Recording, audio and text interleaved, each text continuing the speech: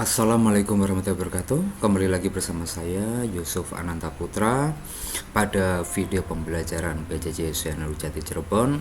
Pada kesempatan kali ini yang akan saya bahas adalah tentang praktek penggunaan aplikasi digital Kitab Kuning, yaitu Maktabah Syamilah, dan kajian kita bagian menjauhi maksiat tentang hibah, menganggap diri baik, serta kajian kitab etika berteman pada mata kuliah literasi digital Kitab Kuning.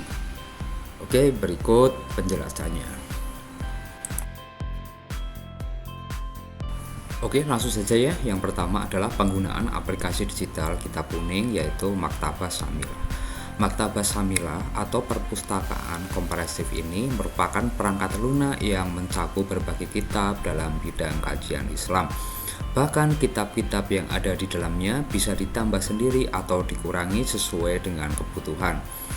Maktabah Syamilah ini memuat hampir semua kitab muktabaroh dalam kajian Islam klasik dan tersedia secara gratis. Program ini dapat diunduh dari internet dengan alamat syamilah.ws atau dari situs almeshat ya, .net ya. Yang akan kita bahas di sini mengacu pada Maktabah Syamilah versi 3.48. Ya, kita tuh disarankan membaca help atau bantuan yang disediakan pada menu Musaidah ya. Oleh karena software ini bahasa Arab, maka penguasaan bahasa Arab itu sangat penting dalam penggunaan aplikasi ini.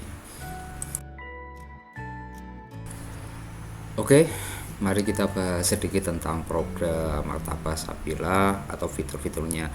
Yang pertama adalah Al-Qur'an dan Tafsir. Al-Qur'an dan Tafsir di sini fungsinya adalah menampilkan kitab Al-Qur'an berharokat halaman demi halaman sesuai mastaf cetakan Al-Madinah Al-Munawwaroh. Selain itu, layar tersebut memungkinkan untuk pindah pada halaman atau ayat pada surat tertentu. Cara tersebut bisa menggunakan tanda panah seperti gambar di samping ya. Kemudian pencarian cepat dalam kitab Al-Qur'an serta memudahkan proses penampilan serta pengeditannya. Yang selanjutnya, menampilkan tafsir-tafsir ayat tertentu dari sejumlah kitab tafsir yang ada untuk melakukan perbandingan. Kemudian di sini adalah cara menampilkan layarnya dari menu tekan tanda buku ya, buku seperti ini atau open. Namun di sini ada beberapa syaratan. Ketika membuka tampilan ayat tertentu, akan tampil di atasnya daftar kitab-kitab tafsir. Ketika kursor kita letakkan di satu ayat, lalu kita tekan kitab tafsir tertentu, maka akan tampil tafsir dari ayat tersebut. Misalnya, kita letakkan kursor di atas ayat ke-1 dari surat Al-Fatihah, lalu kita tekan tafsir yang kita inginkan di ruang tafsir, maka akan tampil tafsir ayat tersebut. Misal tafsir Al-Baidawi ya, seperti yang ada pada gambar di samping ini. Kemudian tanda berikut ini untuk menampilkan dan menyembunyikan ayat di sela-sela membuka tafsir pada ayat tertentu. Kemudian tombol ikon seperti ini ya, tombol ikon buka seperti ini itu untuk menampilkan tampilan penuh satu tafsir dalam tampilan utama. Kemudian untuk melakukan pencarian dalam Al-Qur'an pada menu, gunakan tombol atau ikon seperti gambar di samping itu untuk menampilkan kotak dialog pencarian isian kalimat yang kita cari. Lalu tekan tombol pencarian, maka akan tampil ayat yang akan kita cari. Yang selanjutnya adalah fitur layar memilih kitab atau ikhtiar al-kitab. Fungsinya yaitu mencari kitab-kitab yang tersedia dan mempermudah dalam melakukan hal-hal yang diperlukan, seperti cara penampilan, pencarian kitab, dan sebagainya. Dari menu Milafi al-Ikhtiar Kitabi atau tekan ruang pada halaman depan, maka akan tampil dialog seperti berikut ini ya, seperti gambar di samping ini. Oke, yang selanjutnya adalah program pencarian atau Kiarot al-Bad. Fungsinya di sini adalah untuk mencari tag, judul buku, catatan pinggir baik secara tunggal maupun kolektif dan secara pilihan atau alternatif. Kita juga bisa melakukan pencarian dengan kata kunci beragam. Pencarian juga bisa dibatasi dalam kategori tertentu atau kitab tertentu sesuai yang dibutuhkan. Dalam pencarian ini, Anda dapat menggunakan boolean operator and atau wawu dan or atau alif ya. Tampilannya seperti pada tampilan di samping ya.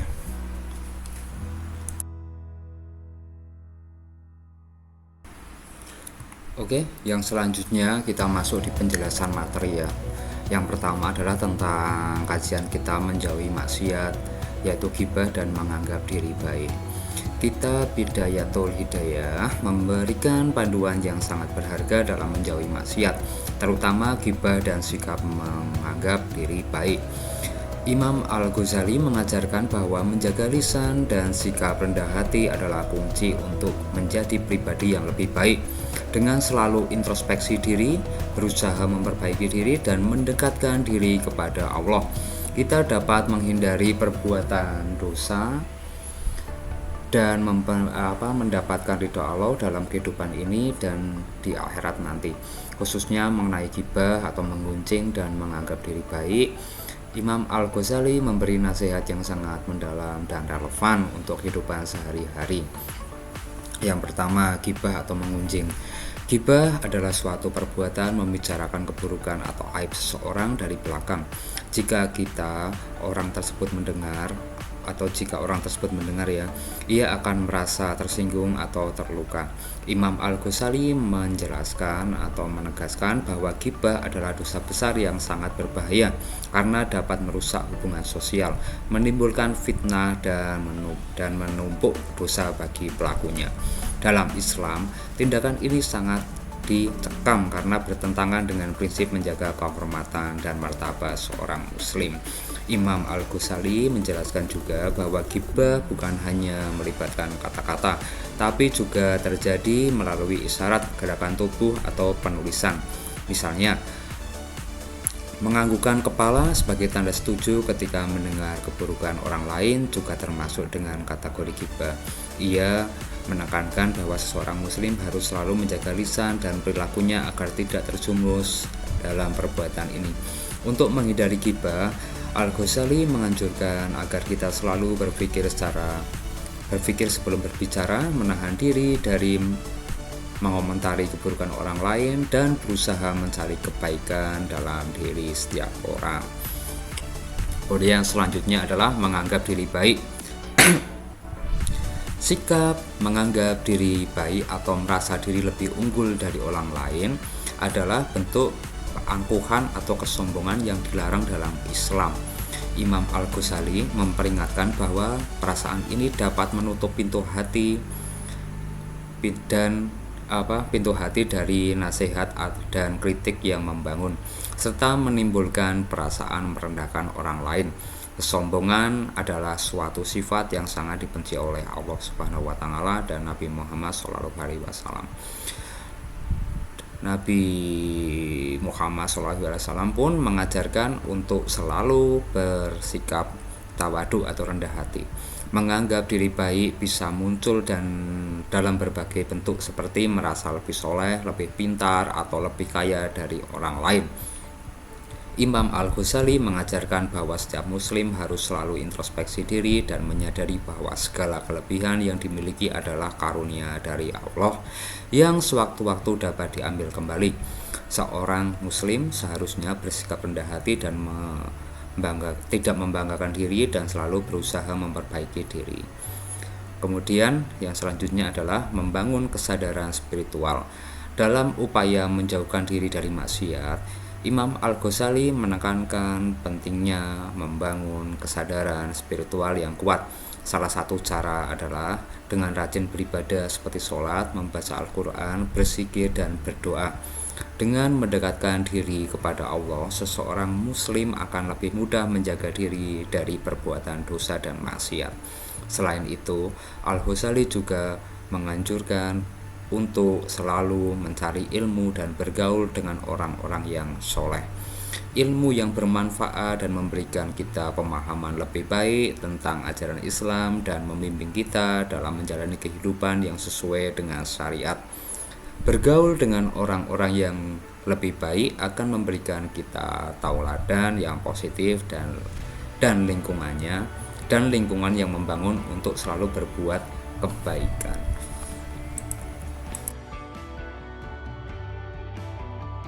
Yang selanjutnya adalah penjelasan materi kajian kitab tentang etika berteman. Dalam kitab Bidayatul Hidayah, Imam Al-Ghazali memberikan panduan yang komprehensif mengenai bagaimana seseorang muslim seharusnya menjalin hubungan pertemanan yang baik dan sesuai dengan ajaran Islam. Pertama-tama, Imam Al-Ghazali menekankan pentingnya memilih teman yang baik. Teman yang baik adalah mereka yang memiliki akhlak mulia, taat beragama, dan selalu mendorong kita untuk melakukan kebaikan. Menurut Al-Ghazali, pertemanan yang baik akan memberikan pengaruh positif dalam kehidupan kita, sebagaimana teman yang buruk bisa menjadi sumber kerusakan dan dosa. Oleh karena itu, sangat penting untuk berhati-hati dalam memilih teman. Selanjutnya, Imam Al-Ghazali membahas tentang hak-hak teman yang harus dipenuhi. Hak-hak itu mencakup berbagai aspek seperti memberikan nasihat dengan cara yang baik, menjaga rahasia teman, kemudian membantu teman dalam kesulitan, dan memberikan dukungan moral. Al-Ghazali juga mengingatkan agar kita selalu bersikap jujur dan tulus dalam menjalani pertemanan, serta menghindari tindakan yang bisa menyakiti teman, seperti berbohong, mengkhianati kepercayaan, atau menggunjing. Imam Al-Ghazali juga mengajarkan tentang pentingnya menjaga adab dan etika ketika berinteraksi dengan teman. Misalnya, berbicara dengan sopan, mendengarkan dengan penuh perhatian, dan tidak memotong pembicaraan. Al-Ghazali menekankan bahwa menghormati teman adalah salah satu bentuk ibadah yang mendatangkan pahala. Selain itu, menjaga hubungan dengan teman juga berarti kita harus setiap memanfaatkan kesalahan dan bersabar dengan kekurangan mereka. Al-Ghazali menyoroti bahwa pertemanan yang baik adalah pertemanan yang dilandasi oleh cinta karena Allah. Artinya, tujuan utama dari pertemanan adalah untuk bersama-sama mencari keridhaan Allah. Dalam konteks ini, Al-Ghazali mengajarkan bahwa kita harus saling mendoakan kebaikan, mengingatkan dalam kebaikan, dan menjauhkan diri dari perbuatan maksiat bersama-sama. Dalam kitab ini, Al-Ghazali juga membahas tentang bagaimana cara mengatasi konflik dalam pertemanan. Ia menekankan bahwa ketika terjadi perselisihan, kita harus segera menyelesaikannya dengan cara yang baik dan adil. Jangan biarkan konflik berkepanjangan, karena itu bisa merusak hubungan dan menimbulkan dosa. Al-Ghazali menganjurkan untuk selalu berusaha mencari jalan damai dan saling memaafkan. Akhirnya, Imam Al-Ghazali mengingatkan bahwa pertemanan yang baik akan membawa kita kepada kebahagiaan di dunia dan akhirat. Oleh karena itu, kita harus selalu berusaha untuk menjadi teman yang baik dan menjaga hubungan pertemanan dengan cara yang sesuai dengan ajaran Islam. Dengan demikian, kita tidak hanya mendapatkan kebahagiaan dan kedamaian dalam hidup ini, tapi juga mendapatkan pahala dan keridhaan Allah di akhirat nanti. Melalui panduan tentang etika berteman dalam kitab Bidayatul Hidayah ini, Imam Al-Ghazali memberikan kita pedoman yang jelas dan mendalam tentang bagaimana menjalin hubungan pertemanan yang baik. Dengan mengikuti ajaran-ajaran ini, kita dapat membangun pertemanan yang kuat, harmonis, dan penuh dengan berkah. Mungkin cukup ini yang bisa saya sampaikan ya pada video kali ini. Sampai bertemu lagi di video-video selanjutnya. Wassalamualaikum warahmatullahi wabarakatuh.